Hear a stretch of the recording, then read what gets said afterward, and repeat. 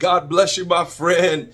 Welcome again to Monday's Meal. I'm Dr. Ray Johnson, your host tonight. And this is Monday's Meal, manna to move you towards your life mandate. Listen, I'm excited about what I'm going to share with you tonight.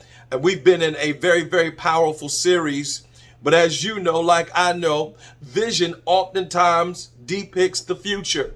It begins to paint a portrait of where we're headed, of where we're going, of how we're going to do what it is that we believe that heaven has designed for us to do. But oftentimes in the midst of that depiction, there can be delays. There can be moments of crisis, confusion, and calamity where it seems like the image that we saw is not really coming to pass. And so tonight, I've got a few nuggets to spend a few minutes with you to help push you and move you toward your life mandate. That's right, Monday's Meal here with Dr. Ray Johnson. Listen, in the Walk of Dominion, we've been in a powerful series up until this point. We've been spending some time discussing the 10 reasons why we need the Holy Spirit and the 10 reasons why the Holy Spirit needs us. And so far, we really talked about how the Spirit of God reveals truth to us, and then he helps to teach us the things that we don't know. And then he'll even takes time with us to really deliver and get us out of tight places and out of tight and difficult moments. And then just past Sunday, I'm telling you, that was a powerful one right there. I mean, just this past Sunday, we talked about his touch, how he takes time to touch us and then really resurrect and bring some things back from the dead. You know, after I spent a couple of minutes sitting in the office pondering, what would I say tonight? How would the Holy Spirit lead me tonight? And when it comes down to that touch and bringing some things back from a moment of what I call crisis, calamity, and confusion, perhaps you may find yourself in that situation in regards to the vision you have for your life, or the vision for your business, or the vision for your relationship, your marriage, or the vision for your parenthood and how you want to raise your children and your teens through those difficult years. And so tonight, I want to share with you a few nuggets of how to be able to navigate vision through difficult and through tough spaces. Let's get into it tonight. I got a couple of P's again. Y'all know I'm a P-point preacher, but listen, a couple of P's tonight. The very first one is this. You've got to remove and rid yourself of procrastination. Procrastination oftentimes causes many of us to be hindered from taking next steps where vision is concerned. I want to encourage you to do it today. Somebody type it in. Do it today. Do it today. That idea that you're thinking about, have you written out the action steps and strategies? Do it today. The new concept, have you taken time to pin it down? Do it today. Maybe you need new photos. Take time, organize the schedule. Do it today. We oftentimes wait till last minute. No, procrastination helps us, watch this, to prepare so that we are ready for whatever may come, and that we are prepared and ready to do what we need to do, even in the moment when a door opens or something arises and you've got to be able to move quickly. You've got to be able to get rid of procrastination. It robs you of the ability to take advantage of opportunities. And when it comes to vision, what does Habakkuk say? You've got to write the vision and make it plain so that the one who reads it is able to run. Let me just drop this nugget in. Maybe some of you may be in positions where you write the vision, prepare, get rid of the procrastination, but you've got to be able to hand off the baton to somebody else who is able to pick the vision up and run with it. But if you've never taken time to prepare and get it ready, the next generation or the next person coming behind you in that position or the next staff and line person that's going to be working with you won't be able to run if you don't take time to get rid of procrastination and in order to prepare. Come on, I want to give you the next one tonight here on Monday's Meal. And that is, if you're going to be able to advance vision in difficult times and difficult moments with, again, those 3 C's, crisis, calamity, and confusion, you've got to not only be able to get rid of procrastination so that you do it today, but you also have got to be able to handle pressure.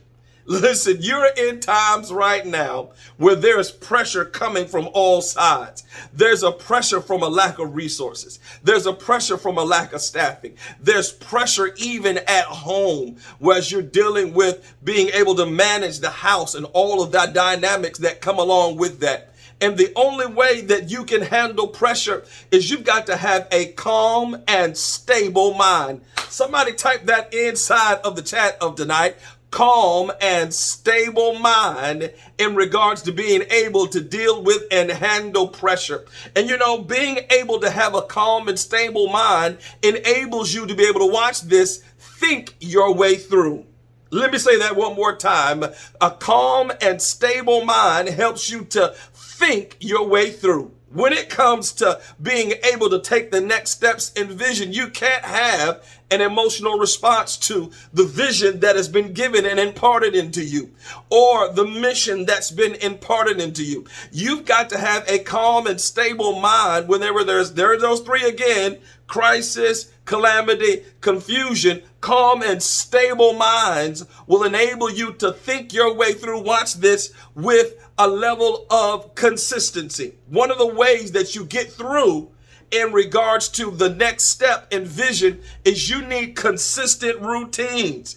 You need, somebody put that inside of the chat tonight, consistent routines. What is it that you do daily with consistency? Watch this, that you don't even have to think about it. You don't even have to worry about it. You know, you've got a certain time that you show up to do a very, very specific thing. I want to encourage you to develop consistent routines so that when crisis, calamity, and confusion begin to arise and begin to kind of bog down and slow down vision, you've got consistent routines that you're able to move through consistently that will help navigate your way through it. A lot of times, vision gets held up with many of us because we haven't developed the consistent routines to be able to continue to see our way through the difficult moments. And what I want to tell you, if it is getting up at a certain time, if it is writing at a certain time, if it is vision boarding at a certain time, if it is thinking at a certain time, if it is preparing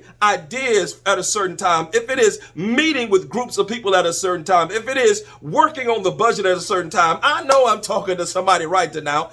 Consistent routines will help you navigate through difficult places when it seems like vision is slowing down and even being hindered. I want to encourage you tonight that all of that goes into handling pressure situations, being able to handle pressure situations. Here, come on, let me give you a letter B to handling pressure situations. You've got to have contingency plans because things, so most times, are not going to go the way that you designed them. There are going to be some speed bumps in the roads. There are going to be some tributary moments. There are going to be some conflicts that will happen. But in the midst of your consistencies, I want you to write down some contingency plans. What to do when.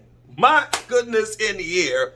What to do when there's money shortage. What to do when there's people shortage. What to do when there are personality conflicts. What to do when there are problems that just arise. What to do when. Make those a part of your, what I call, standard operating procedures, contingency plans. And let me drop this nugget right here. This one is going to help move you toward your mandate in regards to fulfilling vision that you are passionate about. Watch this one right here.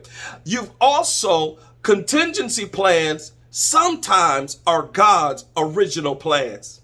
Oh, did you, somebody need to put that in the chat right there. Hearts and thumbs need to be up. Sometimes thinking through the development of your contingency plans are sometimes God's original plans. You didn't think about it before, but because you've been able to handle pressure, come on, talk to me tonight, somebody, and because you've gotten rid of procrastination, the contingency plan that you've developed in your consistent moments sometimes turns out to be God's original plan of what he intended all along in the first place. Tonight, I'm talking about how to be able to take vision to the next steps and to see it come to pass when you've got crisis, calamity, and confusion. And we've said tonight so far, you've got to rid yourself of procrastination and you've got to be able to handle pressure. Come on. The last one, I got to go back into Sunday's word. That's prayer. You may call it meditation. You may call it sitting still, being quiet, but I call it prayer. And prayer has 4 different types of communication. Remember, it's two-way. It's heaven speaking to you, heaven touching you, but you also touching heaven, and you also allowing heaven to touch you. And so many times we want to touch heaven, but we don't wait long enough to let heaven come back now and touch us. And so we looked at, come on, can I go back into the message real quick? I promise you I won't preach it too long all over again. But remember this, remember Peter and his moment with Dorcas, who had died from doing some of the great things she did and took ill and got sick. Peter, all of a sudden, he put some people out, but he knelt down to pray. And as he knelt down to pray, we were able to see all 4 types of prayer in that moment of him kneeling down. Number 1, check your posture. And it's not so much the position of kneeling, but it is the position and the condition of your heart. Is your heart open to two-way communication? Is it open to hearing God as you want God to hear you? So it's the posture of your heart, the posture position I call humility. Come on. Here's the second one. Remember petitions. Come on, my goodness. Be anxious for nothing, but make your prayers known to God. Come on. And the peace of God shall guard your hearts and keep your mind. Petition prayers. Here's the big one, intercessory.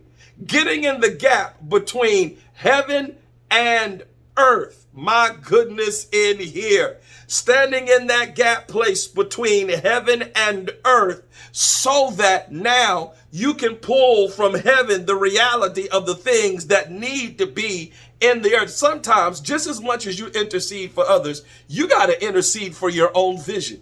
You got to intercede for what heaven has already given you to see it come to pass. And then my last one, what I call declaratory prayers. That's where we're not petitioning. We're not asking. We're stating emphatically what it is that God has already said about his vision that he has put in your life. Sometimes you just got to declare it and you got to say it even when you don't see it. You've got to declare, I would dare say, it's the declaration and intercession that you put together to watch what God's about to do. Declaration and intercession will have a determining outcome. Did God, you've already, bad English, good theology, did this one, it's already taken place. I want to tell somebody, declaration prayers are the key to being able to see it come to pass when you're in crisis, calamity, confusion. Listen, I'm way out of time. I always got more nuggets than I do got time. I want you to wake up tomorrow morning with a lady right there at 6 a.m. for Take It to the Lord Tuesday. She's got some more grace to be able to speak to us about in this month of May. Y'all take care. Bye-bye. We'll see you again soon. Take care.